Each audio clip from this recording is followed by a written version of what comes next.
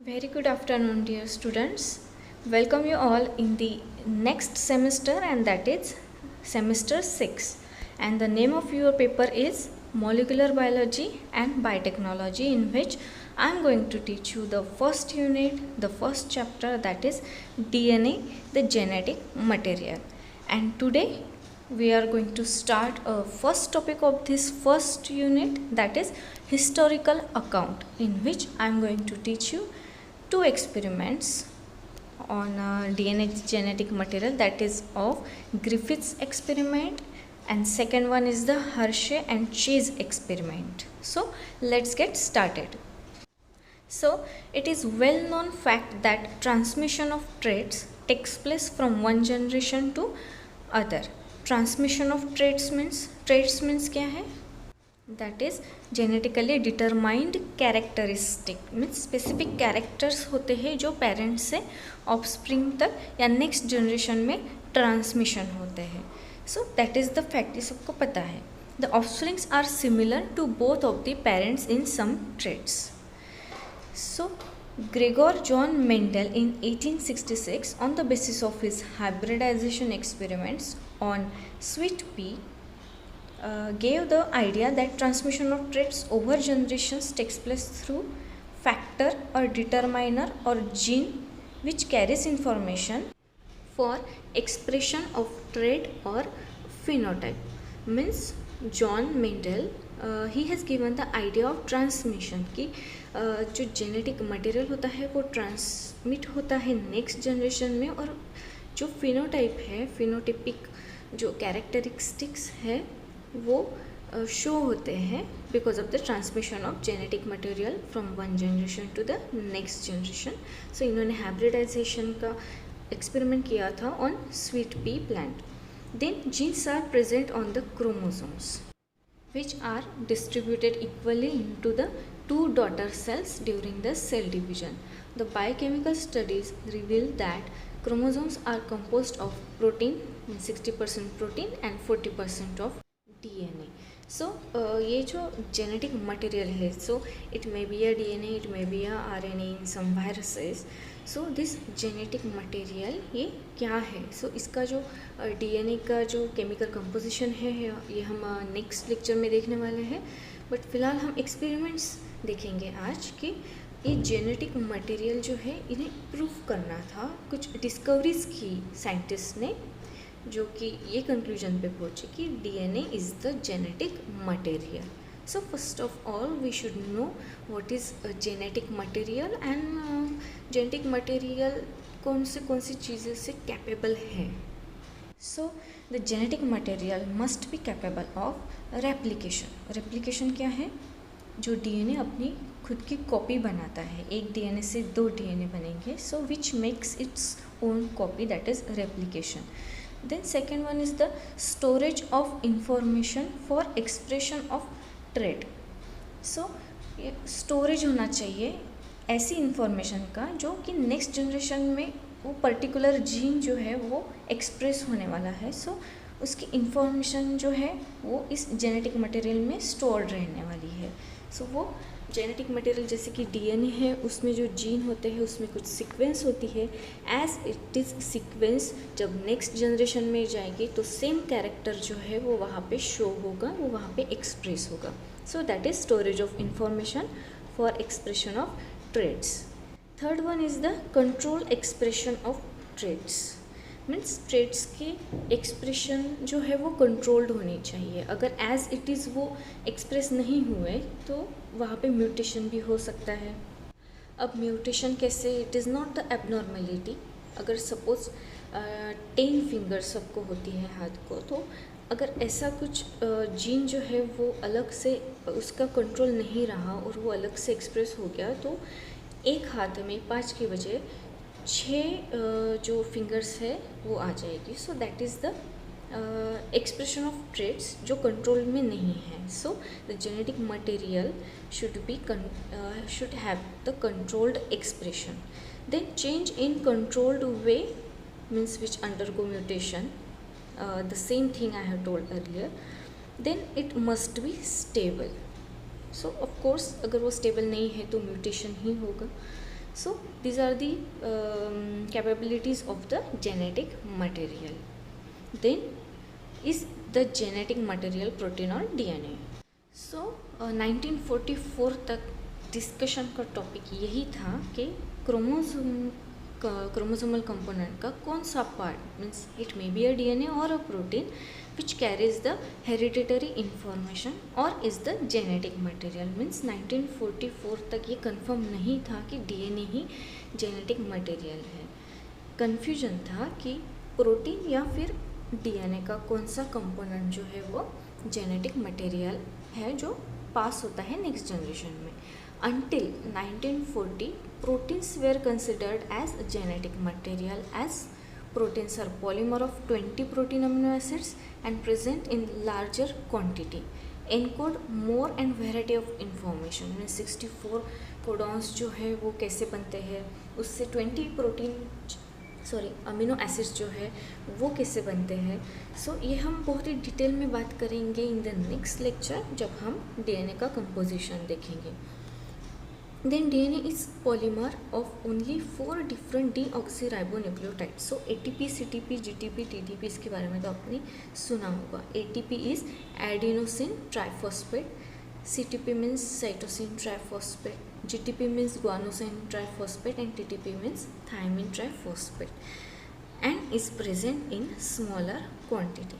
Most genetics focused on transmission genetics and passively accepted proteins as the genetic material. Means 1944 तक उन्होंने यही accept करके रखा था कि जो प्रोटीन है वही जेनेटिक मटेरियल है. बट कुछ साइंटिस्ट थे जो एक्सपेरिमेंट्स करे जा रहे थे जिनका ये कहना था कि डीएनए जेनेटिक मटेरियल है. So, on the basis of certain experiments conducted from time to time, it was ultimately demonstrated that DNA carries genetic information and not the proteins. So, there are some direct evidences and some indirect evidences which proves that DNA as a genetic material. So, direct evidences come from Frederick Griffith's experiment which was conducted in 1922 on bacterial transformation. Then second one is the Oswald Avery, Colin MacLeod and Maclean McCurtis in 1944 experiment on transformation. Then Alfred D. Hershey and Martha Chase in 1952 experiment on T. event 24 bacteriophage. So इन्होंने जो है एक direct evidences दिए कि DNA जो है वही genetic material है. So we will just see 2 experiments from this, that is one Griffith experiment and Hershey and Chase experiment. So let's get started. So Frederick Griffith in 1928 studied Diplococcus pneumoniae. Diplococcus pneumoniae कौन है? It is a bacteriophage which is having 2 strains. एक strain जो है that is smooth strain and second one is the rough strain. So S3 it stands for smooth 3. Smooth 3 strain was virulent, possessed a lipopolysaccharide capsule and could kill mice by causing disease pneumonia and made round colonies on a culture plate. So ये जो bacteriophage है जो कि जिसका नाम है Diplococcus pneumoniae which causes a disease pneumonia. So Diplococcus pneumoniae इसके 2 strains है. One is the S3 and second one is the R2. So smooth strain है, नाम तो स्मूथ है लेकिन it is the virulent. It possesses a lipopolysaccharide capsule means it is capsulated and वो pathogenic है means it is having a capability to kill something. So it is virulent, it is capsulated and it is the pathogenic strain. Second one is the R2. This strain was avirulent and lacked a lipopolysaccharide capsule. Lipopolysaccharide capsule जो होती है, लिपोपॉलीसैकेराइड्स जो present होते हैं जिसके वजह से क्या होता है, ये जो बैक्टीरियोफेज है ये अटैच होने में उसे हेल्प करता है. सो अगर वो अटैच हो जाएगा तो वो जो अपना जो वायरुलेंट जीन है वो ट्रांसफ़र करेगा और जिसकी वजह से क्या है, डेथ हो जाएगी। लेकिन रफ स्ट्रेन ऐसा है जिसके पास which is acapsulated, so it will not attach to something and then in some organism, and then it will not kill a particular organism. Now here you can see Streptococcus pneumoniae. One strain is S strain, second one is the R strain. S strain, it looks like a smooth structure, so it is a smooth strain. S stands for smooth and R stands for rough. Why it is rough? Because it is uncapsulated, so that's why there is no polysaccharide and it is the rough strain. Where S strain is the smooth strain, it is having polysaccharide, that is why it is a smooth strain. But S strain is the virulent and it is highly infectious, so it is pathogenic. And R strain कैसी है? It is non-virulent, it is harmless, वो harm नहीं कर सकती है, सो वो क्या है, नॉन पैथोजेनिक है। सो ऐसे दो स्ट्रेन्स जो है इस पे एक्सपेरिमेंट किया था ग्रिफिथ में ऑन माइस, जो जिनमें ये स्ट्रेन्स जो है वो इंजेक्ट की थी। So strains of Diplococcus pneumoniae used by Frederick Griffith in his original transformation experiments. So stereotypes are R2 and S3। Then colony morphology कौन सी है? R2 की क्या है, रफ है, और S3 की क्या है, स्मूथ है। देन कैप्सूल प्रेजेंट है, अब्सेंट है। रफ स्ट्रेन में कैप्सूल जो है वो अब्सेंट है और स्मूथ स्ट्रेन में प्रेजेंट है।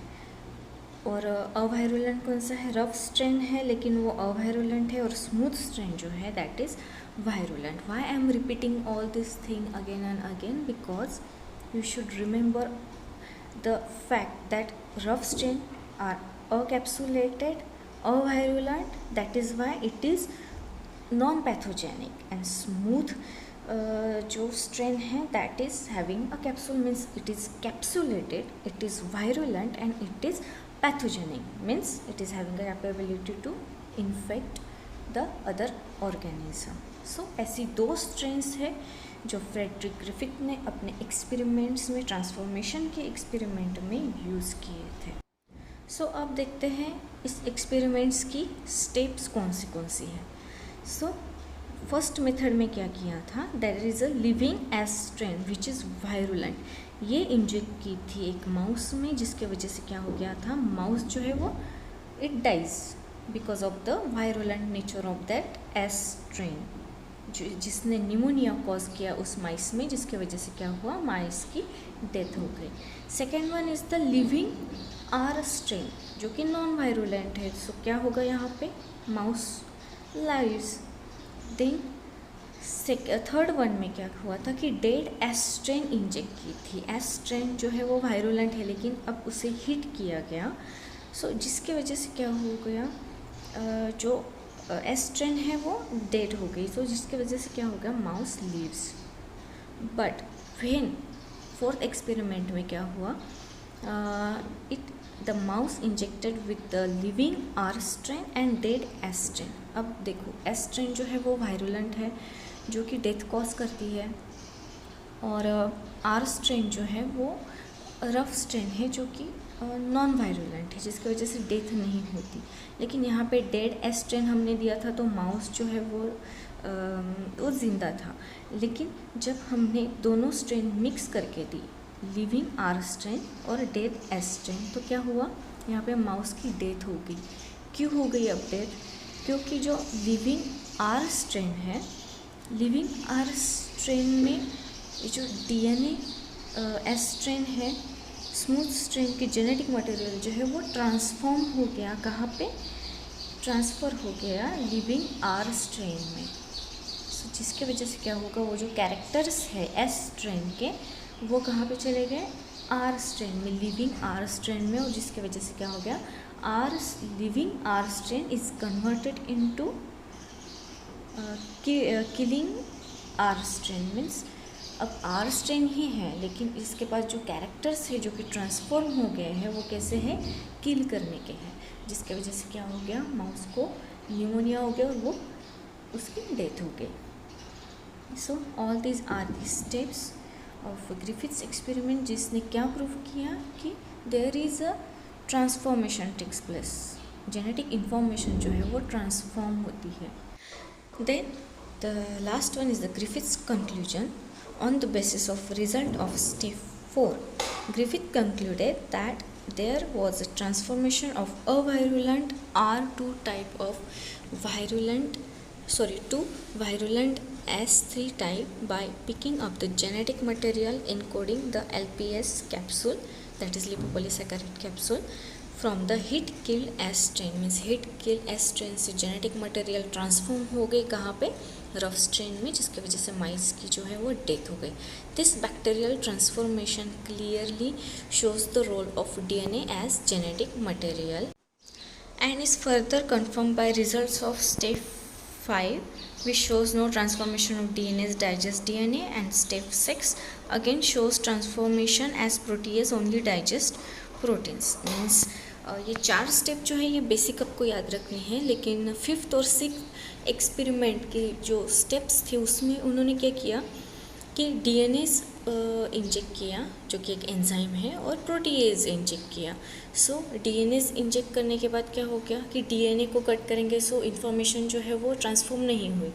प्रोटीएज उन्होंने इंजेक्ट किया, जिसकी वजह से क्या हो गया, माइस में प्रोटीन जो है वो ख़त्म हो गया प्रोटीएज की वजह से.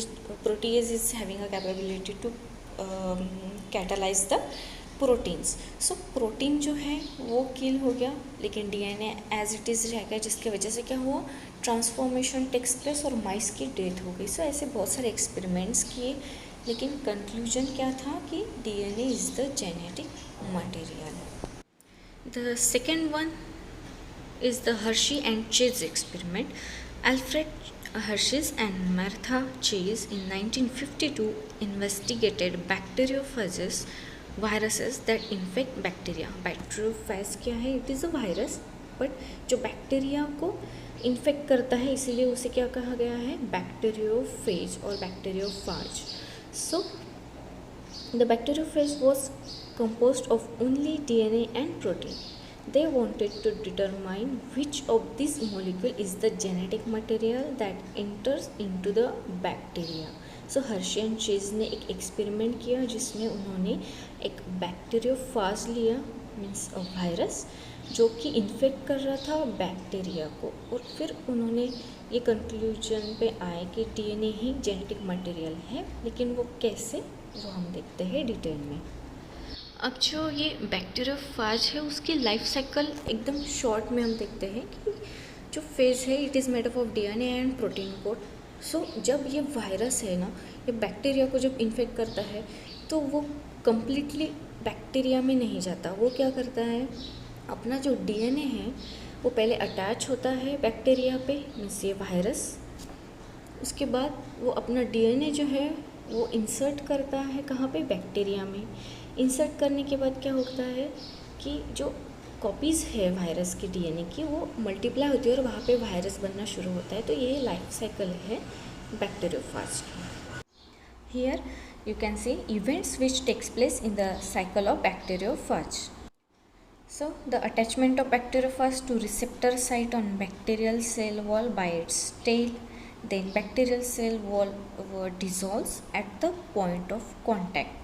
So bacterial cell wall जो है वो dissolve होती है. फिर phage DNA enters into the bacterial cell. अब bacteriophage के DNA को क्या कहेंगे हम, phage DNA, which enters into bacterial cell. Protein coat remains outside. तो प्रोटीन कोट जो है ना वो बाहर ही रहता है, और जेनेटिक मटेरियल जो है वही इंसर्ट होता है बैक्टीरियल सेल में. Then phage DNA replicates forming many copies. Then assembly of phage DNA into new protein shells. Then lysis और breakdown of a host cell and release of infective phage particle. वो bacterial cell में तो जाएंगे, अपनी copies बनाएंगे और bacterial cell को तो डिस्ट्रॉय कर देंगे, और फिर जो है वो खुद की मल्टीपल कॉपीज़ जो है वो बाहर रिलीज़ हो जाएगी. ये है life cycle of bacteriophage. Then Hershey and Chase experiment with T2 bacteriophage. So in culture 1, bacteriophage was grown in medium containing radioactive phosphorus that is 32p to make DNA radioactive. Radioactive क्या है, means वो fluorescent DNA है, वो दिखने लगता है. क्यों? क्योंकि रेडियो एक्टिव फॉस्फोरस दिया. फॉस्फोरस, रेडियो एक्टिव फॉस्फोरस ही क्यों दिया? जब आप हम बात करेंगे डीएनए के कंपोजिशन के बारे में, तब आपको देखने को मिलेगा कि DNA is having a phosphorus. So इसके वजह से क्या किया कि कल्चर 1 में रेडियो एक्टिव फॉस्फोरस दिया एंड कल्चर 2 में क्या किया, bacteriophage was grown in medium containing radio active sulphur. क्योंकि protein is made up of sulphur, sulphur present होता है प्रोटीन में, जिसके वजह से उन्होंने सेकेंड कल्चर में क्या किया, रेडियो एक्टिव सल्फर दिया to make protein radioactive. So जब हम जो सेंट्रीफ्यूज करेंगे, ब्लेंडिंग करेंगे और जिसके बाद जो रिजल्ट्स आएंगे, सो रेडियो एक्टिव डीएनए दिखता है या रेडियो एक्टिव फॉस्फोरस दिखता है, उसके बेसिस पे उन्होंने ये कंफर्म किया कि डीएनए ही जेनेटिक मटेरियल है. वो कैसे? So both kinds of bacteriophage particles were allowed to infect bacteria. अब ये रेडियो एक्टिव है, दोनों कल्चर अलग अलग है. एक इसमें रेडियो एक्टिव फॉस्फोरस है और रेडियो एक्टिव सल्फर है. Then radio active phosphorus was found with bacterial cells and radio active sulphur was not traced in bacterial cells. So bacteriophage progeny carried only radioactive phosphorus and not radioactive sulfur. अब ये हम diagram से समझते हैं detail में. So these are the two culture. अगर पहले इसमें आप देखेंगे तो sulphur labelled protein capsule means जो प्रोटीन कोट है वो रेडियो एक्टिव है. अब इस वायरस ने क्या किया, इन्फेक्ट किया बैक्टीरियल सेल को, अपना डीएनए जो है वो इंसर्ट हो गया बैक्टीरियल सेल में, और जिसके वजह से बैक्टीरियल जो कॉपीज़ है वो अलग हो गए.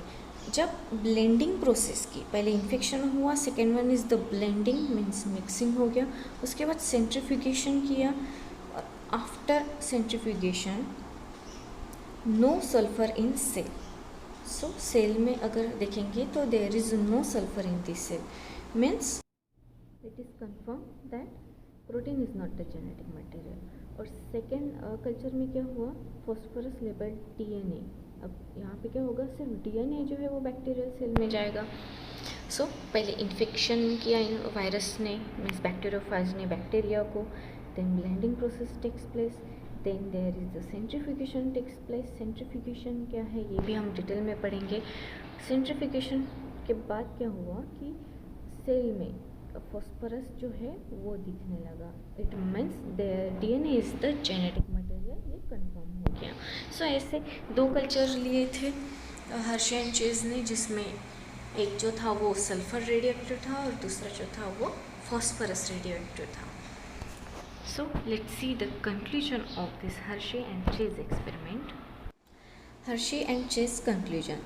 As host or coat of bacteriophage were not labeled with 32p and only with 35s means radioactive phosphorus and radioactive sulfur. The results of experiment clearly indicate that only DNA and not the proteins enter the bacterial cell. Protein coat is left outside. The DNA entering the host cell carries all the genetic information for synthesis of new phase particle. This certainly proves that DNA is the genetic material in bacteriophage and not protein. So ये direct evidences थे Hershey and chase और Griffiths के, जो कि ये prove करते हैं कि DNA is the genetic material. Now let's see the summary of Hershey and Chase experiment. Bacteriophage DNA was labeled with radioactive phosphorus, that is P32. Bacteriophage protein was labeled with radioactive sulfur, that is S35. Radioactive molecules were tracked, जैसे कि आपने experiment में देखा, and only the bacteriophage DNA as indicated by the P32 entered the bacteria and was used to produce more bacteriophages. So the conclusion is DNA is the genetic material. अब हमने ये experiment देखा कि DNA ही genetic material है, बहुत DNA क्या, but what is actually a DNA is we will see in the next lecture with the DNA composition. So see you in the next lecture.